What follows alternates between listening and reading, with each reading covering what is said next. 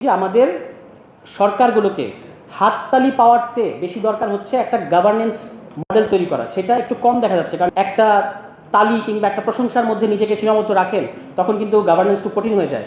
তো আমরা আশা করব যে বর্তমান সরকার, বিশেষত যে আমি নদীর কথাটা যে কারণে বললাম, পদ্মা ব্যারেজ করতে যাচ্ছে সরকার, আপনারা দেখেছেন। এবং পদ্মা ব্যারেজ আপনি করতে যাচ্ছেন তখন যখন ডিসেম্বরের 2026-এ আমাদের গঙ্গা চুক্তি নবায়ন হবে। বাংলাদেশের নির্বাচনের পর একটা সরকার এসেছে অবশ্যই, এবং আমরা সেই আগের মতো ফ্যাসিস্ট সরকারের আমলে নাই। কিন্তু প্রবলেম হচ্ছে আমার কাছে মনে হচ্ছে যে আমাদের বর্তমান সরকার যতটা পারফরমেটিভ ততটা গভর্নমেন্টাল না। এই কারণে আমি এটা পড়ে শোনালাম। পারফরমেন্স করার ভান করা, এটা চাইলেই করা যায়। এই যে আমরা খাল খনন করব, আমরা ফ্যামিলি কার্ড দেবো, এরকম অনেক বলা যায়, অনেক প্রতিশ্রুতি দেওয়া যায়। কিন্তু আমি দেখলাম যে খাল খনন করতে গিয়ে 200-র উপর গাছ কেটে ফেলেছে ফরিদপুরের মতো জায়গায়। আপনাদের এলাকাগুলোতে খোঁজ নেবেন, যেখানেই খাল খনন কর্মসূচি সেখানে 200-র উপর গাছ কেটে ফেলছেন আপনি।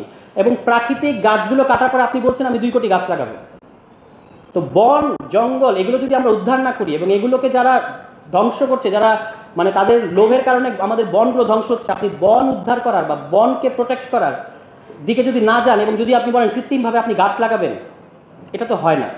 এ কারণে আমি বলছি যে আমাদের সরকারগুলোকে হাততালি পাওয়ার চেয়ে বেশি দরকার হচ্ছে একটা গভর্নেন্স মডেল তৈরি করা। সেটা একটু কম দেখা যাচ্ছে, কারণ ইজ ভেরি ডিফিকাল্ট। আপনাকে অনেক আনপপুলার সিদ্ধান্ত নিতে হবে, কিন্তু আপনি যদি সবসময় এই মুহূর্তের একটা তালি কিংবা একটা প্রশংসার মধ্যে নিজেকে সীমাবদ্ধ রাখেন তখন কিন্তু গভর্নেন্স খুব কঠিন হয়ে যায়। তো আমরা আশা করব যে বর্তমান সরকার, বিশেষত যে আমি নদীর কথাটা যে কারণে বললাম, পদ্মা ব্যারেজ করতে যাচ্ছে সরকার, আপনারা দেখেছেন। এবং পদ্মা ব্যারেজ আপনি করতে যাচ্ছেন তখন যখন ডিসেম্বরের 2026-এ আমাদের গঙ্গা চুক্তি নবায়ন হবে। সো আপনি পদ্মা ব্যারেজ করার মধ্য দিয়ে বা করার ঘোষণার মধ্য দিয়ে 35,000 crore হচ্ছে এটার এস্টিমেটেড ব্যয় হবে। এটা করার ঘোষণার মধ্য দিয়ে আপনি যেটা ইন্ডিয়াকে বললেন সেটা হচ্ছে আমরা গঙ্গা চুক্তি নবায়ন করতে ইচ্ছুক না। কিন্তু আপনার তো গঙ্গা চুক্তিটা আবার রিভাইজ করা দরকার ছিল, এবং উইথ গ্যারান্টি ক্লজ, এবং এখানে নেপালকে যুক্ত করা দরকার আছে।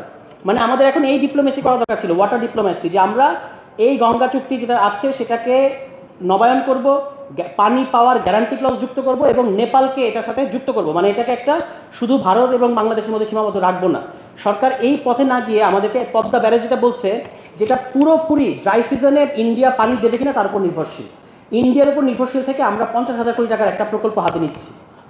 This is absurd. এবং আগে তো আমরা চেষ্টা করা দরকার ছিল যে গঙ্গা চুক্তিটা নবায়ন করা যাবে কিনা। তো এখন পদ্মা ব্যারেজের যে সমস্ত ইম্প্যাক্ট তৈরি হবে, আপনারা জানেন যে যেই ইম্প্যাক্টগুলো, নেগেটিভ ইম্প্যাক্টগুলো তৈরি হবে, এনভায়রনমেন্টাল ইম্প্যাক্টগুলো তৈরি হবে, দিস ইজ হিউজ। এবং আমি জানি না যে আসলেই কোনো সত্যিকারের এনভায়রনমেন্টাল অ্যাসেসমেন্ট করে সরকার এই পথে এগিয়েছে কিনা, নাকি শুধুমাত্র হচ্ছে একটা।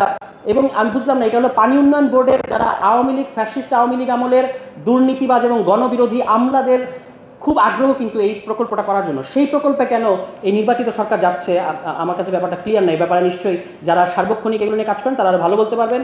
আপনাদেরকে আমি শুভেচ্ছা জানাই, এবং এই ধরনের আলোচনা আপনারা আরও এগিয়ে নেবেন, কারণ আমাদের মানে নাগরিক সক্রিয়তা এটা ছাড়া কিন্তু আমাদের কোনো এসকেপ রুট নাই।